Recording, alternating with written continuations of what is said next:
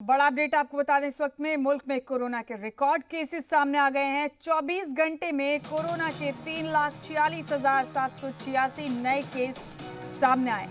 गुज़िश्ता 24 घंटे में 2,624 मरीजों की कोरोना से मौत हो गई। 2,19,838 लोग ठीक भी हुए। 25,52,940 एक्टिव केस हैं फिलहाल हिंदुस्तान में। तो नया रिकॉर्ड फिर कायम हो गया है। कोरोना का अपना ही रिकॉर्ड मुसलसल रोज तोड़ रहा है कोरोना का बहरान। हिंदुस्तान में आज 24 घंटे में 3,46,786 नए केस सामने आए हैं। वहीं 2,624 कोरोना मरीजों की मौत हो गई है गुज़िश्ता 24 घंटे में।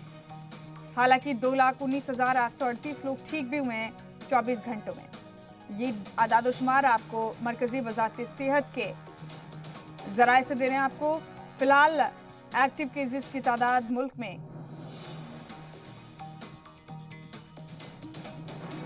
25,52,940।